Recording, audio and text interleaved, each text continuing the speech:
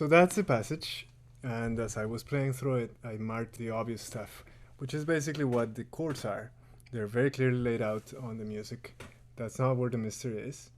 The work actually starts with trying to explain that progression and the moves between one chord and the next within the tonal plan. It's not easy. This is by far the most out there harmonic passage that you'll find anywhere in Mozart's music. So let's have a crack at it. It starts innocently enough with a dominant tonic progression in D flat. And then we find this chord, diminished seventh chord, that is an emphasis to B flat. B flat in the key of D flat would be 6, so this is 7/7 of 6. And that does not actually resolve to 6, but resolves here to the chord of E flat minor in second inversion. What do we do with a chord in second inversion? Well, it usually comes as what's called a cadential chord. It's the chord that prepares the final dominant, telling us we're approaching the cadence in E flat.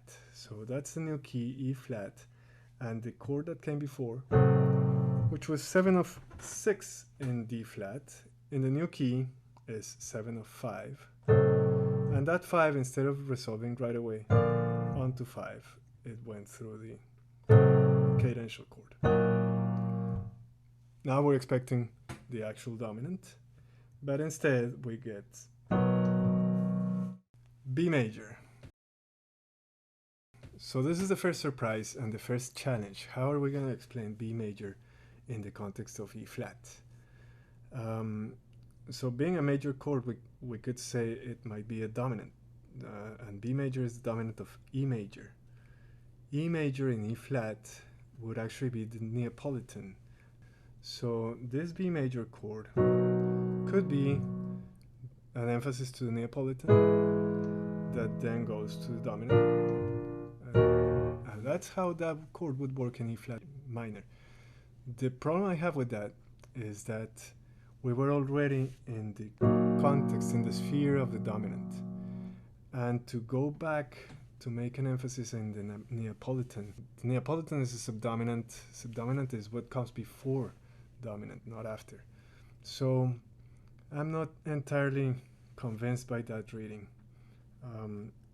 What if we read that dominant not as a dominant in which this dissonance moves in, but as a German chord in which this dissonance moves out, and that would be moving out to a B flat as dominant? That's perfectly fine. So we're in the context of a dominant, but before actually going to the dominant, we kind of insert a kind of neighbor chord and then on to the dominant. That would be a better reading. There is a problem though.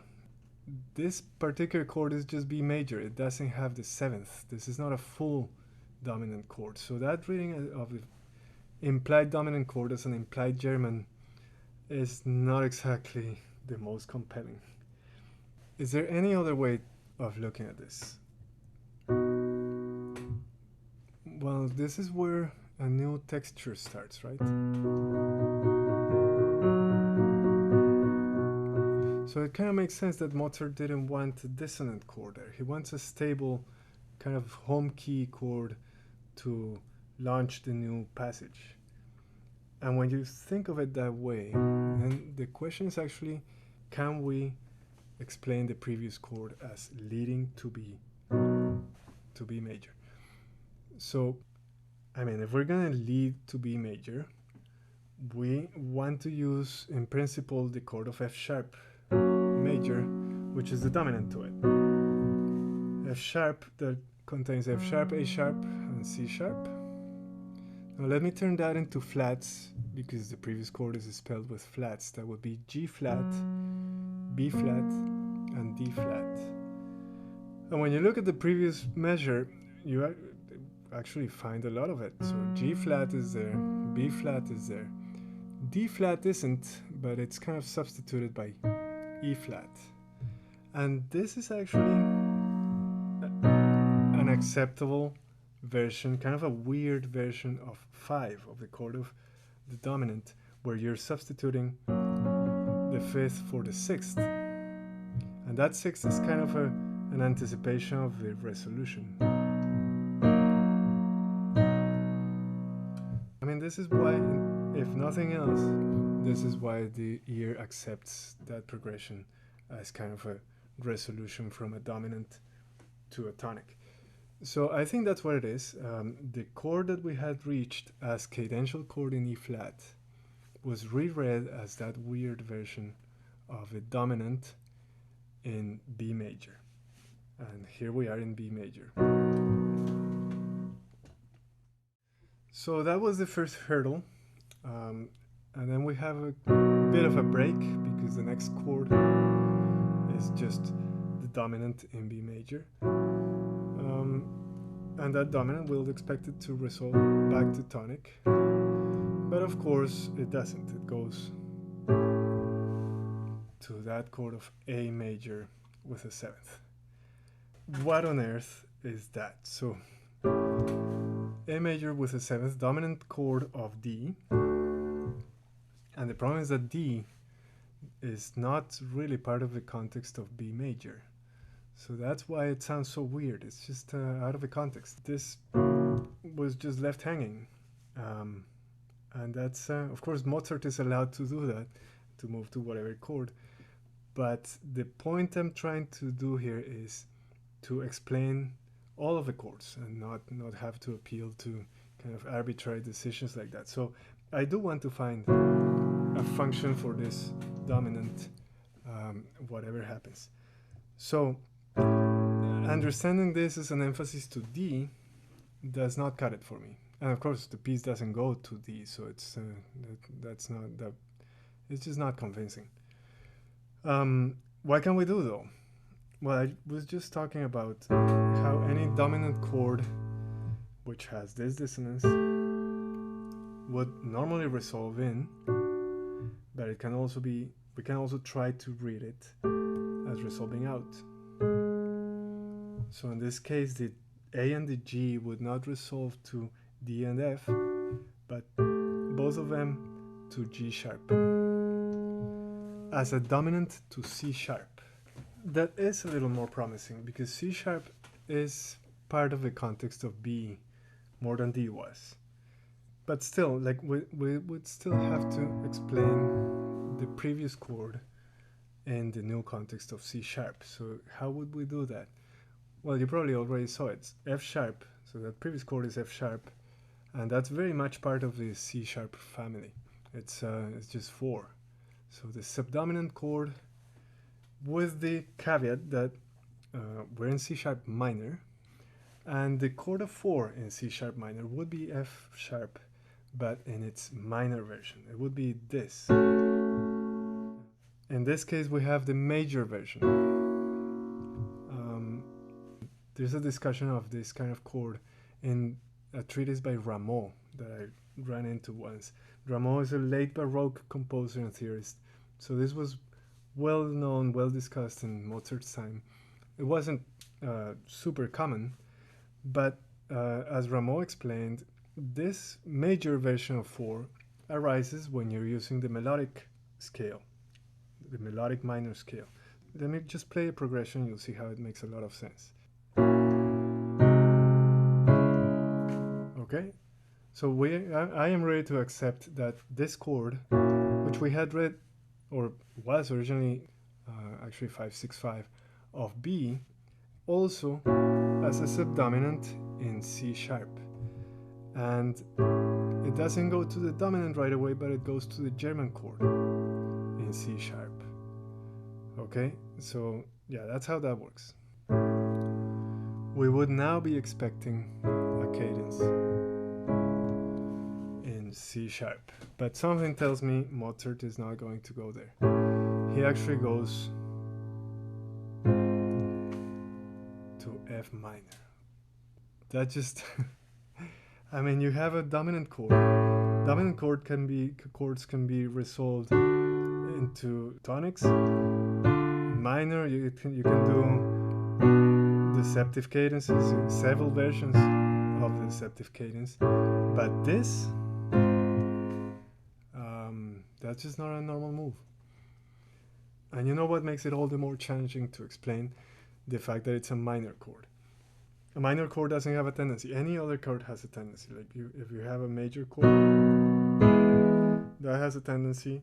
Any diminished chord has tendency. Even the augmented chord has a tendency. But a minor chord just sits there. So when you have a surprising move, but it's into a tendency chord, well, you can always look ahead at what that tendency is and how that tendency is in the context of where the surprise happened and everything. When you have a stable chord as a surprise, well, you don't have the luxury of explaining it away by where it leads. You have to explain it by how it came from before, and that's it, not where it's pointing to. And in this case, what we have is A major with a seventh going to F minor. And there's just no way A leads to F minor. So it's a little bit of a problem here. I do have a trick up my sleeve, and that's related to what we were discussing earlier, how the A flat, E flat chord led to the B chord. You remember that was a dominant in which we had substituted the sixth for the fifth. What if we did something like that in this case too?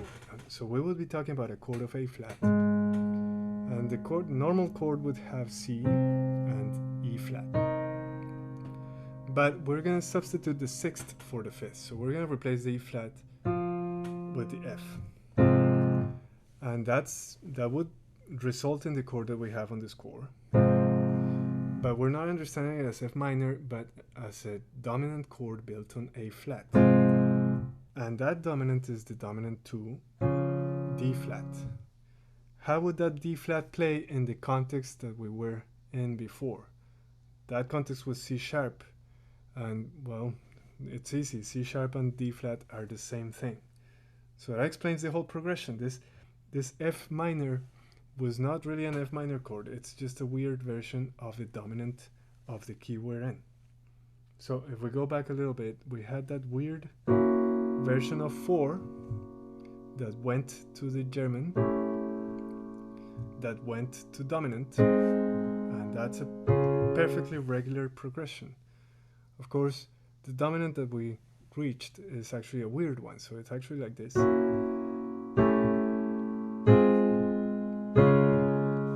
But from the harmonic point of view, this makes perfect sense. There's also something to mention here in terms of voice leading. So the way it's written in the piece, that chord leads to the minor chord like that. It's a little less satisfactory than this, which is what I have been using. I think it's just actually bad voice leading here. It's you can hear how hollow it is. Like you're losing one voice, so there were three voices in the right hand, you go only to 2, and that G really wanted to go up. So, I mean, part of the weirdness of the passage is that weird voice leading there. From the harmonic point of view, I think we explained how this works, and I think it's awesome. So, what's after that?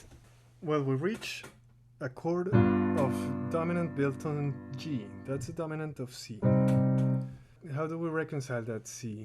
Well, the chord before was F, which plays very nice in C because it's just 4. So we read this as 4 in C, and then that 4 leads to 5. We're expecting 1, but we get this. If you have been following along, you know exactly what I'm going to do. I'm going to read that chord of G not as a dominant resolving inward, but as a German chord resolving out to F sharp as a dominant to B. And furthermore, in that dominant to B, we're going to replace the 5th with the 6th. That's how you get this chord. I'm understanding it as the weird version of a dominant to B. And that dominant is actually where Mozart returns to normal harmony by actually spelling it out as a normal dominant. So that's how that passage works. Quick recap. We have a normal progression in D flat that makes an emphasis to B flat, which is read as a dominant in E flat, but then this is read as 5/6 of B. Then in B we go to its dominant, but that dominant is read as a weird subdominant in C sharp that goes to the German chord in C sharp that goes to a weird dominant in C sharp that then is read as 4 in C, leading to dominant in C, which is reread as a German chord in B, which is then resolved on a weird dominant in B, and then converted into a normal dominant to go back to normal harmony. So this is how that works. And don't get me wrong, I don't think that Mozart was calculating all of this as he was writing this. I don't think he thought of Rameau and of all the substitutions for the dominants and so on. No, clearly what was going on is he was just interested in the descending chromatic line in the bass, and then he was just completing that line with chords in the right hand. And he was decidedly going for chords that were not the normal implied harmonies by usual practice. So, and that's consistent with the title of Fantasia. But even so, they're not fully random chords, as we just did. You can reconcile that with the general plan and the general paradigm of tonal music, and that's what I was interested in checking, whether that was possible. And I think we did it. I think this was very convincing. So let me know if you disagree. Let me know if you had other readings, other ideas that came up. There's other passages in the Fantasia that are interesting, so if you know of them and want me to look at them, also let me know. And if you have any pieces to suggest that do these kinds of interesting harmonic moves, let me know. Thanks for listening, and I'll see you next time.